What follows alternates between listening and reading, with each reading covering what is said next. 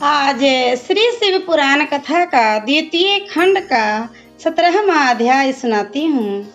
ब्रह्मा जी ने कहा, हे नारद, भक्ति की ऐसी प्रशंसा सुनकर सती अत्यंत प्रसन्न हुई। उन्होंने दोनों हाथ जोड़कर सदा शिव से कहा, हे प्रभु, आपने मेरे ऊपर कृपा करके भक्ति की प्रशंसा की है, परंतु मेरी इच्छा है कि आप उसके संपूर्ण अंगों का वर्णन करें। शिव जी ने हंसते हुए कहा, हे सती, मैं भक्ति का संपूर्ण वृतांत, जिसको सुनकर प्रेम उत्पन्न होता है तथा तीनों लोकों के दुख शोक नष्ट हो जाते हैं, सुनाता हूँ। भक्ति को परम तत्व कहकर उसका सर्वोत्तम वर्णन किया गया है। वह दो प्रकार की है, एक स्वाभाविक जो प्रकृति से उत्पन्न होती है, दूसरी वैदेही जो प्रारब्ध से प्राप्त होती है, जिसमें तीन गुण पाए जाएं, उसको सगुण भक्ति कहते हैं। जो गुण रहित हो उसे अगुना भक्ति कहते हैं। उसके दो भाग हैं। भक्त लोग जिनमें बड़ी श्रद्धा में मन लगाते हैं, इन दोनों खंडों के दो दो भाग हैं। जब उनको सावधानी से धारण किया जाता है तब वे पूर्ण होते हैं। वे इस प्रकार हैं, अपने स्वामी की कीर्ति सुनना, कीर्तन अथवा उसका वर्णन करना, स्मरण करना, सेवन अर्थात सेवा करना, दासत्व अर्थात दास भाव से पूजन करना, वंदना अर्थात वंदना करना, सख अर्थात मित्रों की भांति रहना, एवं आत्म समर्पण अर्थात स्वयं को अर्पण कर देना। भक्ति के इन्हीं 9 भागों को मुनि भी बताते हैं। इस नवधा भक्ति के अतिरिक्त और भी बहुत से प्रकार हैं, जिनको धारण करने से मन अत्यंत प्रसन्न होता। जैसे बरगद, बेल, तुलसी तथा गंगा आदि की सेवा, अतिथियों की सेवा, ब्राह्मणों की अधीनता तथा तीर्थों की स्थिति आदि।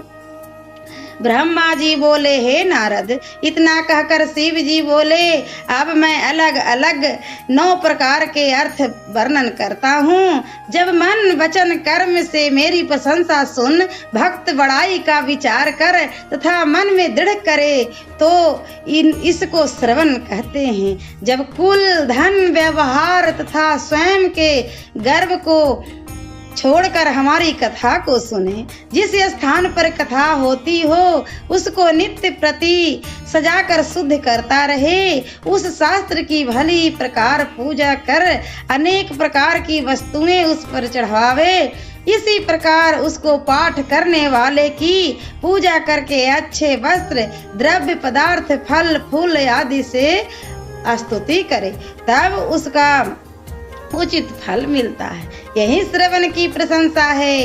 हे नारद, अब मैं तुम्हें कीर्तन की विषय में बताता हूँ। जो अपने मन को निर्लोभ करके मेरे जन्म, कर्म तथा गुण को देखे, उनका उच्च स्वर से पाठ करे, उसी को कीर्तन कहते हैं। कर्म, काल और काम रहित होकर संसार की लज्जा तथा इच्छा को त्याग कर हृदय से हमारा गुणगान करे तो ऐसा कीर्तन करने से अच्छे फल की प्राप्ति होती है। जो सृष्टि, जड़, चैतन्य, जीवित, निर्जीव, चलने वाले तथा एक ही स्थान पर स्थित रहने वाले सब जीवों में शिव को देखे, मुझको सर्वात्मा समझकर निष्पृह रहा करे, उसे स्मरणी कहते हैं। ऐसे स्मरण से अत्यंत आनंद मिलता है। सेवन के अर्थ है कि नित्य प्रातः काल उठकर सर्वप्रथम अपने गुरु का ध्यान करें, फिर नियमानुसार नित्य नैमित्तिक आदि से सुचित हो रेशमी वस्त्र धारण कर मस्तक पर त्रिपुंड लगावे, रुद्राक्ष की माला पहने, धरती को शुद्ध कर बैठने का उत्तम स्थान बनावे तथा हृदय रूपी कमल में मेरा अपने स्वामी के स्वरूप का प्रेम से ध्यान लगावे। पूजन की सामग्री तैयार होने के पश्चात उससे क्रम पूर्वक षोडशोपचार से पूजा करे, नैवेद्य लगाकर आरती करके दंडवत करे, अच्छे सुगंधित पुष्प बिछाकर उनके ऊपर अपने स्वामी को सुलावे तथा सदैव मेरे गुणों का गान कर जीवन व्यतीत करे। संध्या समय फिर मुझे अपने स्वामी को जगावे तथा संध्या आदि से मेरी आरती करे, नाम एवं स्तुति वर्णन कर कुछ रात व्यतीत हो जाने पर गाने बजाने का सामान एकत्र करे, आनंद पूर्वक बाजे बजवाकर भोग लगावे, पुनः आरती करे। इसके पश्चात उत्तम सैया बिछाकर मुझ स्वामी को उस पर सुलावे।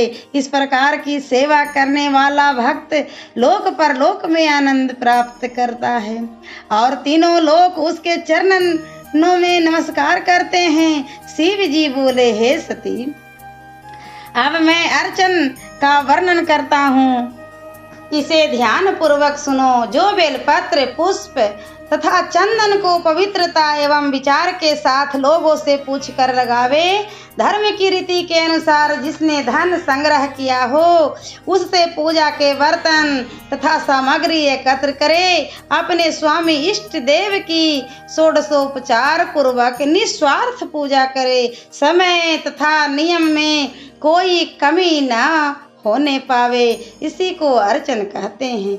जो मेरे मंदिर में फुलवाड़ी लगावे अथवा मेरे लिंग की स्थापना करे तथा मेरे लिए उत्सव करे, यह सब अर्चन के भाग हैं।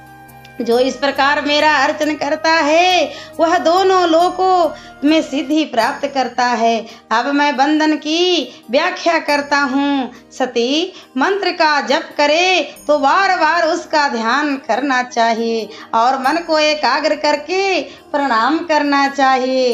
यही बंधन है। वंदना का फल तीनों लोकों में प्रसिद्ध है। इसी के प्रताप से सनकादिक निर्भर रहते हैं। शिव जी बोले, हे सती, अब मैं तुम्हें दास भाव के विषय में बताता हूँ, जो इंद्रियों को बस में करके मुझे प्रसन्न करता रहे, जो मेरी प्रसन्नता से मन तथा शरीर की काम वासना को जड़ से नष्ट करे तो वह दोनों लोकों का सुख प्राप्त करता है। जिस मनुष्य के विचार में सुख दुख बुरा भला राग द्वेष जय पराजय लाभ तथा हानि बराबर हो तथा जो इस बात पर पूर्ण विश्वास रखता हो कि जो कुछ भी परम ब्रह्म हमारे लिए करता है वह सब हमारी भलाई के लिए ही है, ऐसे दृढ़ विचार को सख्य कहते हैं। ऐसे मनुष्य को तीनों लोकों में कोई वस्तु दुर्लभ नहीं होती। जो मनुष्य अपनी देह सेवक पशु धन तथा कोष आदि समस्त वस्तुओं को त्याग कर तथा उनका मोह दूर कर मेरे लिए संकल्प कर दे और उनके लिए फिर कोई प्रयत्न न करे, उनकी प्रीति तथा ध्यान न करे, उसे आत्मसमर्पण कहते हैं। इससे गर्व दूर हो जाता है। जब तक मनुष्य इसको मन वाणी तथा कर्म से नहीं करता तब तक वह अपने स्वामी मुझको प्राप्त नहीं कर पाता। ऐसे मनुष्यों को सब वस्तुएं सुलभ है, कोई वस्तु दुर्लभ नहीं। मैं सदैव रात दिन उसकी रक्षा करता हूँ तथा उसके निकट ही निवास करता हूँ। भक्ति के केवल यही 9 अंग है। शिव जी ने कहा, हे सती, मैं भक्ति के उपांग का वर्णन करता हूँ। उपांग 10 है, उनमें से प्रत्येक दुख को नष्ट करने वाला है। इसीलिए वट तथा पीपल की सदैव पूजा करनी चाहिए और उनका जल से सिंचन करना चाहिए। उनका अनादर करना मेरा अपमान करना है। उनकी परिक्रमा दाईं ओर से करनी चाहिए। इन दोनों वृक्षों की सेवा से ही निर्भय परम पद प्राप्त होता है। दूसरे बिल्व वृक्ष की सेवा करनी चाहिए और उसको मेरा ही शरीर समझना चाहिए। उसके पूजन से कोई कष्ट नहीं रहता। उसको जल से सींच कर उसका पूजन करना तथा उसकी आरती आरती उतारना उचित है। जो लोग नित्य ऐसा करते हैं उन्हीं को हमारी पूजा का फल प्राप्त होता है। तीसरा उपांग रेवा अर्थात नर्मदा सुरसरी अर्थात गंगा आदि का पूजन कहलाता है। उनमें पवित्रता के साथ स्नान करने से बड़ा पुण्य मिलता है, जैसा व्यास जी आदि ने कहा है। चौथा उपांग गुरु सेवा है, जिसकी स्तुति वेद करते हैं, इसके बराबर या और कुछ नहीं। पांचवें हमारे 14 आदि जितने व्रत हैं उनमें हमारा पूजन कर व्रत रखें, रात्रि भर जागरण करें। उसने जिस पुण्य की प्राप्ति होती है वह वेदों में प्रकट है। इसी प्रकार शिवरात्रि मास के दोनों प्रदोष तथा हर महीने की अष्टमी के व्रत बड़ी महिमा रखते हैं तथा उत्तम गति प्राप्त कराते हैं। इन व्रतों से व्याघ किरात आदि ने बहुत ही आनंद प्राप्त किया है। छठा शैवाराधन अर्थात शैव लोगों की आराधना करना है। इसके अंतर्गत जब किसी शिव भक्त को अपने यहाँ आता हुआ देखे तब उसका समुचित आदर करे। उसको अपने यहाँ देखकर सकुटुंब प्रसन्न होकर सब प्रकार से उसकी सेवा में तत्पर रहे तथा उसकी पूजा करे। शुद्ध भोजन द्वारा उसका स्वागत करे। यह शैवाराधन अत्यंत प्रसन्नता प्राप्त करने वाला है। उसी के प्रताप से अधिकतर लोग तीनों लोगों के अधिपति हुए हैं। सातवां अतिथि सम्मान है अर्थात जो भी कोई द्वार पर भिक्षा हेतु आवे उसको यथाशक्ति कुछ अवश्य देना चाहिए। इसमें लोक परलोक दोनों ही बनते हैं, यह कभी भी भुला देने के योग्य नहीं है। आठवां उपांग ब्राह्मण की सम्मान है।